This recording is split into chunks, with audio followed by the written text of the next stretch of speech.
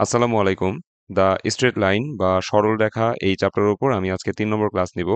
আজকের ক্লাসে আমরা শীটের ২২ নাম্বার থেকে অঙ্ক করা স্টার্ট করব। ওকে, স্ক্রিনে আমরা ২২ নম্বর অঙ্কটি দেখতে পাচ্ছি। এখানে বলা হয়েছে, "the cost of producing 200 Pence is টাকা 1000" মানে ২০০ টা পেন উৎপাদন করতে ব্যয় হয় ১,০০০ টাকা।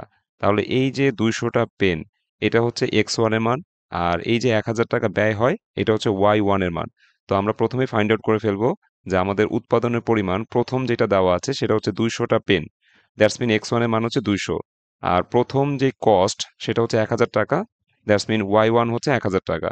এরপর বলা আছে, and the cost of producing 400 Pence is টাকা 1500 এবং ৪০০টা পেন উৎপাদন করতে ১,৫০০ টাকা ব্যয় হয়। তাহলে দ্বিতীয় উৎপাদন দেওয়া আছে ৪০০, এটা হচ্ছে x2 এর মান। আর দ্বিতীয় ব্যয় দেওয়া আছে ১৫০০, এটা হচ্ছে y2 এর মান। সো আমরা লিখে ফেলবো x2 এর মান ৪০০, y2 এর মান হচ্ছে ১৫০০। এখন রিকোয়ারমেন্ট একে বলছে, find linear relationship between cost and number of Pence. Cost এবং নাম্বার অফ পেনসের মধ্যে লিনিয়ার রিলেশনশিপ বা সরলরৈখিক সম্পর্ক নির্ণয় করতে হবে।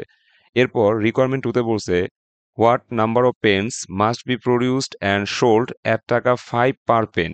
মানে কতগুলা পেন অবশ্যই উৎপাদন করতে হবে এবং বিক্রি করতে হবে প্রতিটা পেন ৫ টাকা করে।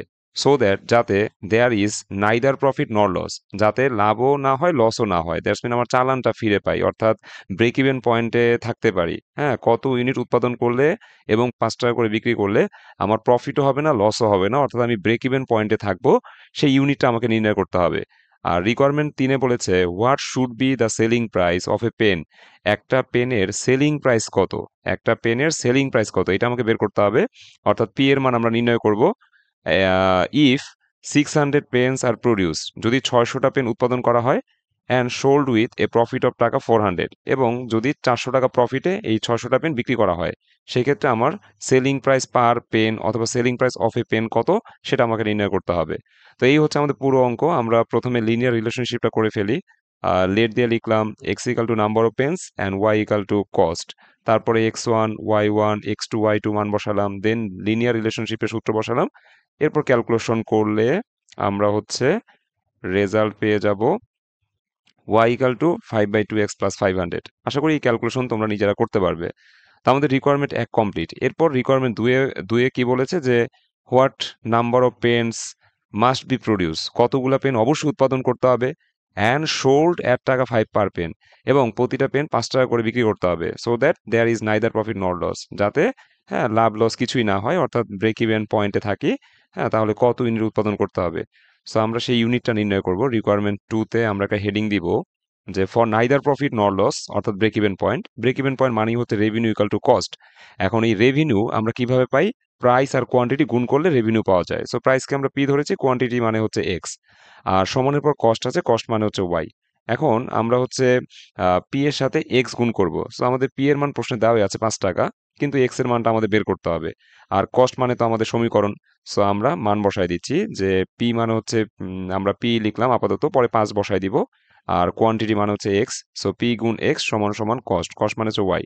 এখন মান বসাই দিই, পি এর পরিবর্তে ৫ বসালাম, এক্স এর পরিবর্তে এক্স, আর ওয়াই এর পরিবর্তে ওয়াই এর যেই সমীকরণটা ছিল সেই সমীকরণটা বসাই দিয়েছি। এরপর আমরা হচ্ছে ক্যালকুলেশন করলাম, এক্স দিয়ে 5 কে গুণ করলে 5x/2 প্লাস 500, আর এখানে 5x যা আছে তাই আছে। আচ্ছা, এখন ২ লসাগু নিলে আমরা হচ্ছে ২ দিয়ে ২ কে কাটলে থাকে 1, 1 দিয়ে 5x এ গুণ করলে 5x, প্লাস এর প্লাস, এই 500 নিচে মনে মনে ১ আছে, সেই ১ দিয়ে ২ কে ভাগ করলে ২ হবে, ২ দিয়ে 500 কে গুণ করলে সেটা 1000 হবে। আচ্ছা, তো 5x সমান 5x প্লাস 1000/2। আচ্ছা, এরপর 2 দিয়ে 5x কে গুণ করলে সেটা হবে 10x, আর সমানের পর 5x প্লাস 1000 যা আছে তাই থাকবে। আচ্ছা, এরপরে আমরা হচ্ছে 5x টাকে বামে নিয়ে আসবো, সো মাইনাস হবে। হ্যাঁ, সো 10x থেকে 5x বিয়োগ করলে 5x থাকে, দেন 5 দিয়ে যদি আমরা 1000 কে ভাগ করি, সেক্ষেত্রে 200 ইউনিটস আসে রেজাল্ট। আচ্ছা, তার মানে 200 ইউনিট যদি আমরা উৎপাদন করি এবং ৫ টাকা করে বিক্রি করি, তাহলে নাইদার প্রফিট নর লস, অর্থাৎ আমরা ব্রেক ইভেন পয়েন্টে থাকবো। এই হচ্ছে বিষয়। আচ্ছা, রিকোয়ারমেন্ট ৩ এ বলছে, what should be selling price of a pen. একটা কলমের সেলিং প্রাইস কত? তাহলে সেলিং প্রাইস বের করতে হবে, দ্যাটস মিন পি এর মান বের করতে হবে। If 600 Pence are produced and sold with a profit of টাকা 400, মানে ৬০০টা পেন যদি আমরা ৪০০ টাকা প্রফিটে বিক্রি করি, তাহলে হচ্ছে আমাদের selling price of a pen কত?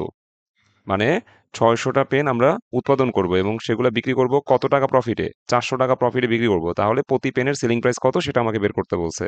সো রিকোয়ারমেন্ট 3 আমরা এভাবে করব, when profit is টাকা 400 then we have, প্রফিটের সূত্র হচ্ছে রেভিনিউ মাইনাস কস্ট। এখন প্রফিট কত? 400 টাকা। আর রেভিনিউ কত? রেভিনিউ মানে হচ্ছে পিএক্স। ঠিক আছে? রেভিনিউ মানে হচ্ছে প্রাইস গুণ কোয়ান্টিটি, অর্থাৎ পি গুণ এক্স। সো রেভিনিউ মানে পিএক্স আর মাইনাস কস্ট, কস্টের পরিবর্তে আমরা ওয়াই এর যে সমীকরণটা ছিল সেই মানটা বসাই দিয়েছি। আচ্ছা, এখন 400 এর জায়গায় 400ই থাকবে, আর পি এর জায়গায় পি থাকবে, এক্স এর পরিবর্তে 600 বসাইতে হবে, কারণ আমি তো 600টা পেন উৎপাদন করব, তাই না? এবং 600টা পেন বিক্রি করব 400 টাকা প্রফিটে। তো আমাদের এক্স এর মান কোয়ান্টিটি হচ্ছে কত? 600।